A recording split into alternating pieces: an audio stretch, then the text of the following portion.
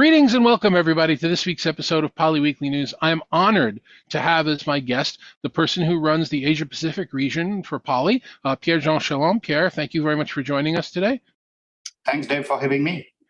It's a pleasure. I know we've spoken to your counterpart, Paul, recently, and I wanted to take the opportunity to introduce you to some of the people that are watching the show and learn a little bit more about who you are and what you do. So give us the first 3 or 4 sentence introduction as to who PJ is and what you do with our organization. Thanks, Dave, for the opportunity, and welcome everybody to the show. So I'm Pierre-Jean Chalon. I run Asia-Pacific sales and marketing for Poly, and I'm based in Singapore. I've lived in Asia for more than 30 years, actually. I stopped counting there, so I guess it's a little bit more than that. I've lived in Singapore, Hong Kong, Tokyo in Japan. I'm an engineer by education, but I moved to sales very early in my career. Actually, I started as a sales engineer, then in business development, then in sales and sales management. So I guess like all engineers, I like science and technology, but I must say I love the action, the competition, and the team spirit of being in sales. So here I am.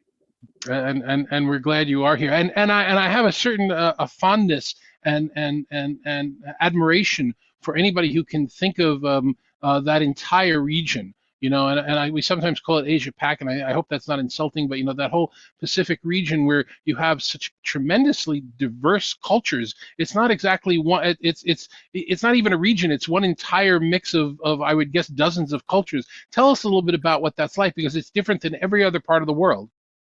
Absolutely. So I always say APAC is not a market. It's a collection of markets with a huge diversity of cultures, economies, governments, industries, and each of these markets actually very often have their own ecosystem of players, competitors, etc. So in a nutshell, it's a very large but very fragmented market, and every country virtually has specificities that put them apart from the rest of Asia Pacific. So for us in Poly, Asia Pacific means 5 regions, and each region has several countries. Greater China, so that's Hong Kong, China, Taiwan, which is our largest region. Australia, New Zealand, second. Then we have India, then Southeast Asia with Indochina, ASEAN countries, etc., and Japan. What's specific about APAC is, from a pure competitive standpoint, is that we have more competitors than any other region in the world, because we have the usual suspects, our traditional competitors in all these segments, headset, voice, and video. So that's usual suspect. Plus, we have the local champions, particularly in China and Japan, and very tough, very strong competitors, often playing only in their home market, I would say. But that makes competition a lot tougher, because we compete again in any market with the global competitors, the global players, and the local players. So that's a bit of a specificity of APAC.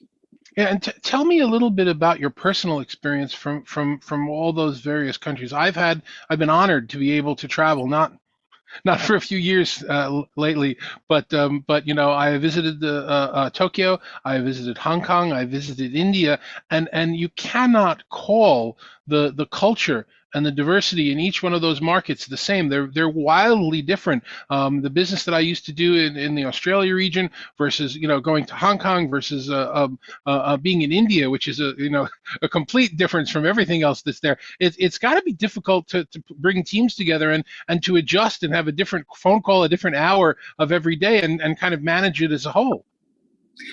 Yeah, so that's a very valid point.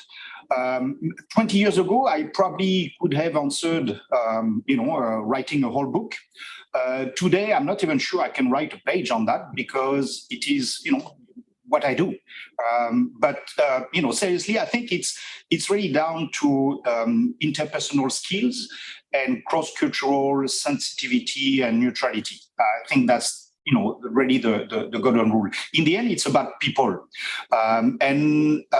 markets are different, governments are different, cultures are different, but people are not that different actually. That would be my book in a sentence, if I may. So rules are different, and that's the challenge.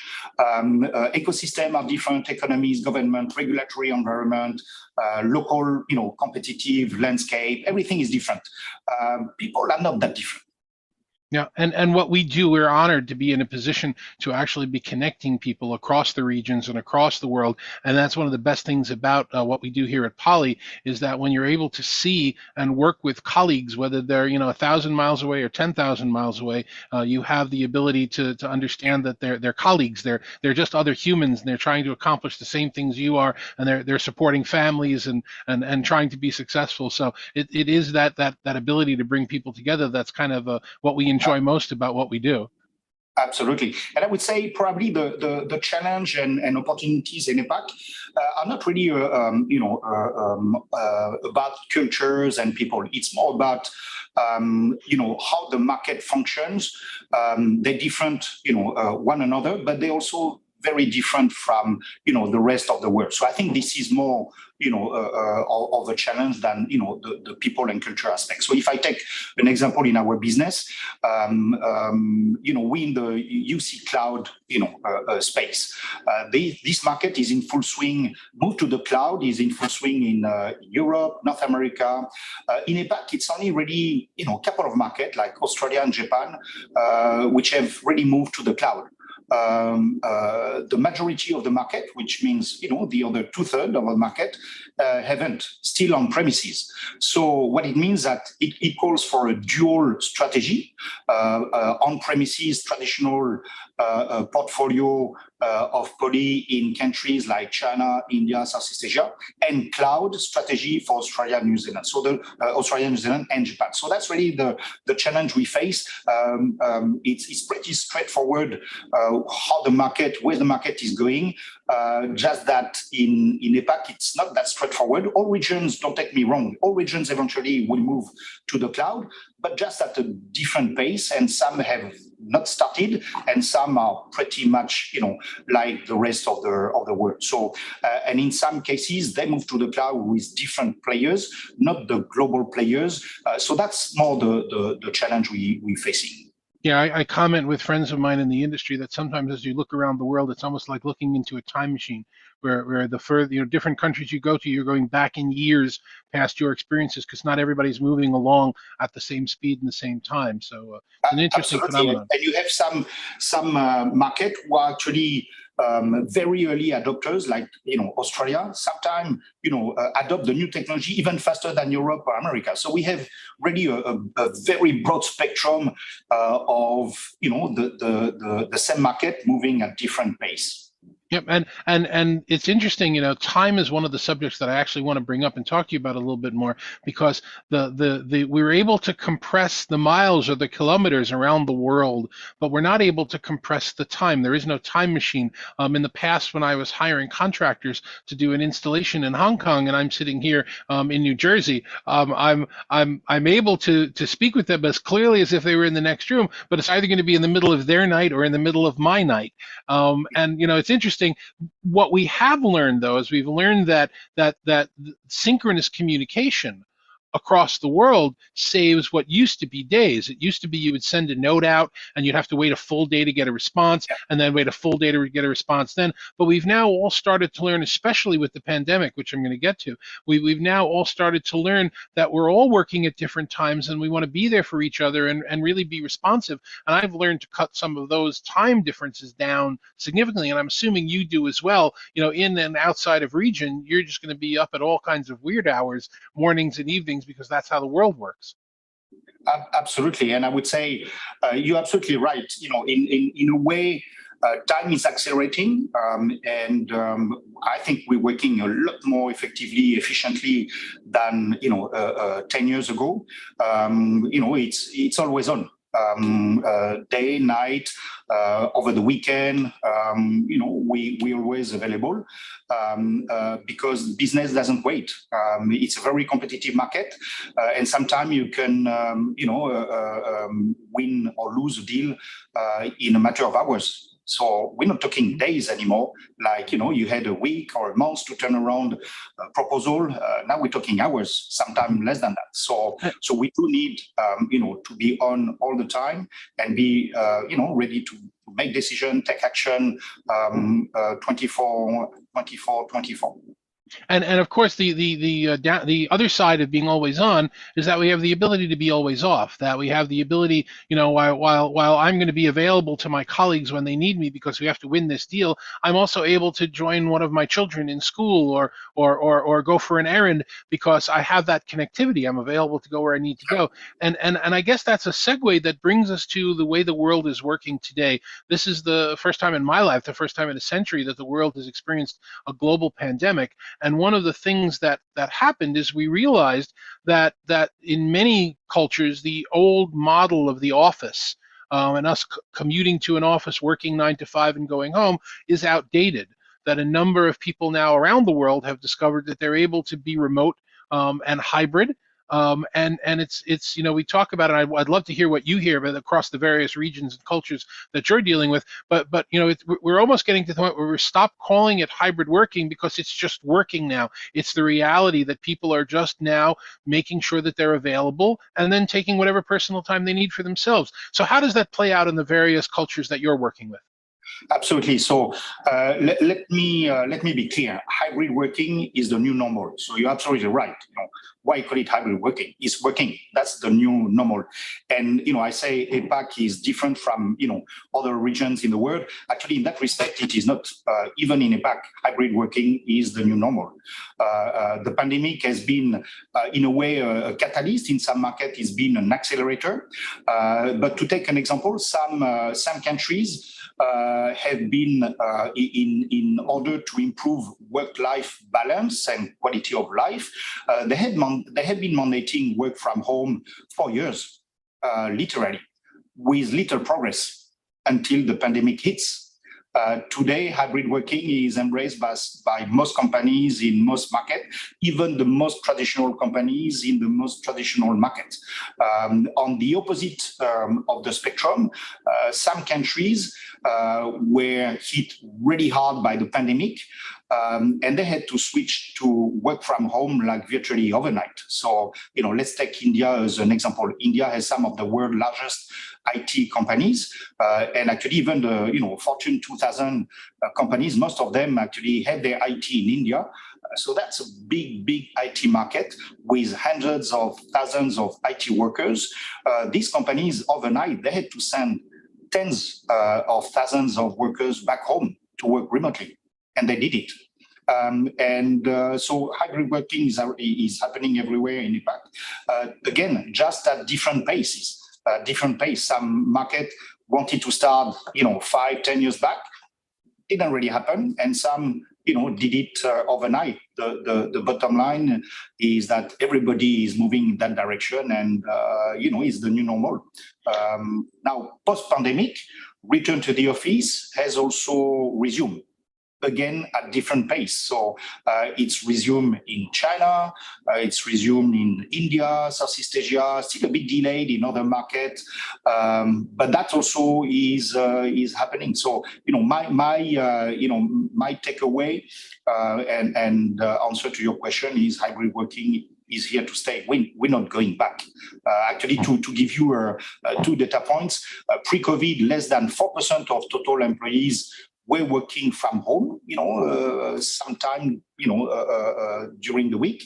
Now more than 54% will spend about as much time working in the office and from home. So that gives you the magnitude of the change that occurred in over just 2 years. Actually, in some markets, it's been over months. Yeah, it's an enormous number, and one of the things we're starting to see organizations in the companies that I'm speaking with and the customers that I'm speaking with, saying is that they're realizing that the offices that they had before are not appropriate for the future. There are many different things that are going on. Some of them are putting in smaller office footprints because they don't need as much space if people are remotely working. But they also realize that there needs to be a change. The technologies that we use to communicate between home and the office and the work in a work from anywhere hybrid model need to be updated. It's the opportunity to put in something that's even 2 or 3 years old is now obsolete compared to the kind of products that are coming to the market right now. So you starting to see organizations make changes to the way they plan and structure offices and the way they're building and equipping them? Absolutely. And then again, there's a common denominator between the most sophisticated market in APAC and the emerging market. All are, I would say, reset, starting from scratch, in view of office design. Companies, they all know they need to change. They're not all sure, what and how to change, but that's a good thing because they're looking upon us to help them. So I think this opens up a tremendous opportunity for Poly to become their trusted partner, their trusted advisor, and then an opportunity for Poly to sell on commercial insight versus traditional commercial terms, because based on our experience and expertise in office work space, we can share with them, what's happening in the world, what's happening in their industry, what's happening in their own country, what their peers are doing, and how we can help them with the right tools and innovative technology, like director AI, acoustic fencing, noise blocking, etc. So I think all companies realize they need to earn their own employees' desire to return to the office. Return to the office is not automatic. It's not going to happen just because it has to happen. It's all about user experience, meeting equality. If workers don't get that, they won't return to the office because now they're used to a pretty professional environment, either on the go or at home. And that's where, the bar has risen, actually. An aspect of this transformation is that employees had to work from home with professional and enterprise-grade devices. When I took the example of India, IT companies, they didn't just let their employee on their own. They provided them with professional enterprise-grade devices, professional headset, video bar, speakerphone, etc. So the workers' standards actually rose. The expectation increased. And they're no longer ready to compromise on quality, functionality, and they will only return to the office if they have an equal or superior user experience. So, so the other dynamic is, professional headset, to take an example, was not a mainstream market in APAC, except maybe in Australia and Japan. So you could see, consumer headset in the office. Now, not anymore. Now, professional headset has become mainstream. Just that employees have raised their expectation and they are upgrading, from standard headset to active noise cancellation, or from corded to cordless. So you see the dynamic from, I would say, prosumer, consumer to professional. Those who were already in a professional environment, from professional to professional plus. So yes, all organizations understand the importance of having, the right tools, technology, and again, I think they're looking upon Poly to connect, their people, their space, and the technology.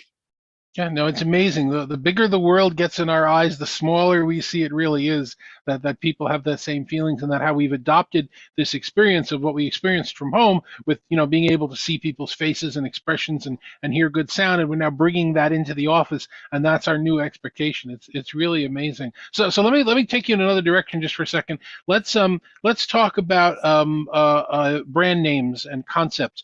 Where the whole rest of the world understands what Zoom is now. now, the joke we say here in the U.S. is that our grandmothers now know what we do for a living. We've never been able to explain it. Now they understand. It's that stuff Zoom. Everybody has heard of Microsoft and Microsoft Teams, and that's a product that we've used, to help us tremendously during the pandemic. But you in that particular part of the world also have some other brand names and some partners that maybe the rest of the world isn't familiar with. I'm thinking like Tencent or something like that. Can you just give us a brief explanation of what that relationship is and what they do and how that works? So absolutely. So as I said earlier, cloud is not yet mainstream in, let's say, two-thirds of Asia Pacific. It's going there, different pace again, but it's growing fast, and particularly in China. So we have developed a strategic alliance with the market leader, Tencent. Tencent is one of the largest multinational technology conglomerate in China. They have subsidiaries and activities in several segments: entertainment, gaming, AI, cloud, social networks. Actually, they're best known for their social network WeChat, which is the WhatsApp equivalent in China. China, as I mentioned, is one of those markets with their own ecosystem, their own players, their own competition, their own regulatory environment, and the global cloud provider don't necessarily have a license to operate a cloud service there, so they have to develop a local alternative. And actually, Tencent have recently launched their UC Cloud app. Tencent Meeting, it is called, is the equivalent in China of Microsoft Teams or Zoom. So over the past 18 months, actually, we have built, again, in the same line of dual or multiple strategy. We work strategically with the global players like Microsoft and Zoom, including in APAC, actually growing really strong. But there are some markets we had to develop a dual strategy, and this is another case. So we have, over the past 18 months, built a really strong relationship at all levels of the organization, across all functions, products, sales, marketing, and we have jointly devised a go-to-market strategy with Tencent. We have certified more than 10 of our key products on Tencent Meeting application, including headset, speakerphone, and video bar. And we have a huge opportunity to take market share in this market together with Tencent. So they're the cloud provider with the endpoint provider. Again, a similar engagement as we have with the other strategic partners outside of China. And as the China market is moving to the cloud, we have a huge opportunity to become a market leader together with Tencent for a few reasons. Now, we are enterprise grade. We're not just another consumer or prosumer brand. We are enterprise grade, and this is the market Tencent is going after, like Zoom and like Microsoft outside of China. We have a long history in China, actually spanning over 2 decades, unique knowledge of large enterprise user, best-in-class high-touch sales teams with sales engineers and major account manager competing every day with the best local vendors. Number 3, we have the largest or one of the largest install base, certainly the largest for a foreign player of customers, among which some of the largest companies in the world in banking, insurance, manufacturing, utilities, government, state-owned enterprise. We have a massive install base that is going to move to the cloud at some point in time. Last but not least, we have a portfolio of collaboration application developed in-house by Poly. WeMeet and PolyMeet, they are already conference management application. And these give us like 2-3 years head start of a competition. So we're not just an endpoint company in China or endpoint partner for Tencent. We are a solution and software company. So last but not least, to your question, we have a huge brand equity in APAC in general, in China very particularly. Polycom, Plantronics, these are big brand name in China. Mm-hmm. And I love the story, not just because of the successes that you've had with it, but the idea that we are selling products to our customers that are not only certified with every provider they've heard of, they're certified with providers they might not have ever heard of. That we are the most compatible system that's out there on the planet right now, going across the world. And the idea that we no longer are one of the players that are, the expression here is the golden handcuffs. We're not locking you into one provider. If you find another provider that you would like to work with, odds are that we're going to be working with them just as much as you are. So it's actually a really terrific story, and I'm glad you explained it a little bit to me, because I had not heard of them until I started looking into all the various organizations and partners that we're compatible with. That's a huge opportunity and a huge market. So kudos for that. More than anybody, we are platform agnostic. Exactly. And very, very proud of that, and our customers like that as well. All right, so to wrap up this conversation, let's talk a little bit about, we're at the last 2 months of the year. It's been an amazing 2022, coming up on 2023 calendar year. It's been 3 years of the wackiest roller coaster that I've ever been on in the industry, and I've been doing this for almost as many decades as you have been. What do you see sticking around? What do you see changing? What do you see? What would be your top 3 or 4 predictions, or how you see the future coming up as we start to turn the page into 23? So I will not take the risk to make prediction, because more and more people, make fools of themselves doing that. So, I'm going to be cautious. What I know, though, is we are at the beginning of a major market transition. It's compounded by a few other factors, like, a global economic turmoil, supply chain meltdown, etc. But we kind of used to, those big headwinds now. I think the upside is massive. Again, we beginning of a major market transition, and market shares, as we all know, are gained or lost during market transitions. And that companies' ability to surf through those transitions separate those who succeed and from those who stumble. And I strongly believe that Poly is ahead of this transition, because actually we are reinventing how work is done. So we're ahead of this transition. So we're in a very good position to emerge as the undisputed leader in this market, and the upside is massive. So let me give you 3 data points about APAC, just to show the scale of the opportunity, and just in video.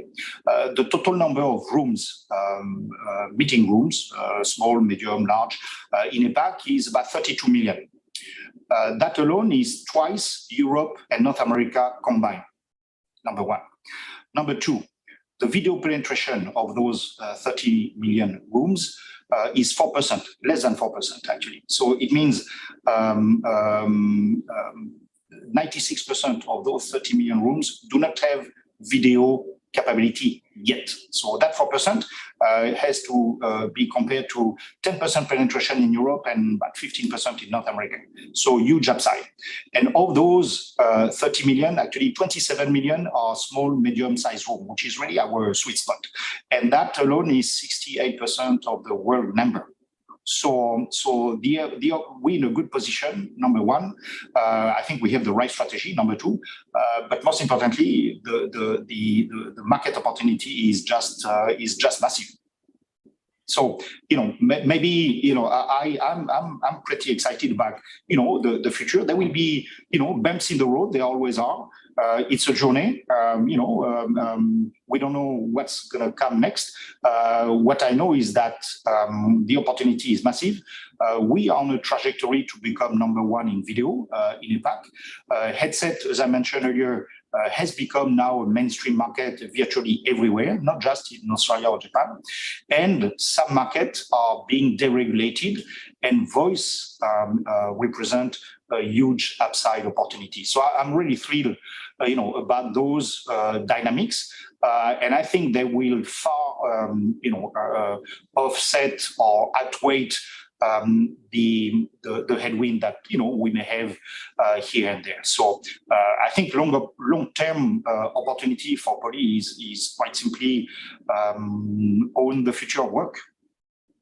Okay, Jean, thank you so much for sharing your insights with us and for educating some of the people who might not be familiar with the Asia Pacific region, a little bit about what you deal with on a daily basis and a little bit about what those markets hold and the opportunity that exists for us. If somebody wanted to learn more about what Poly does there or wanted to reach out to you, how would you suggest they do that?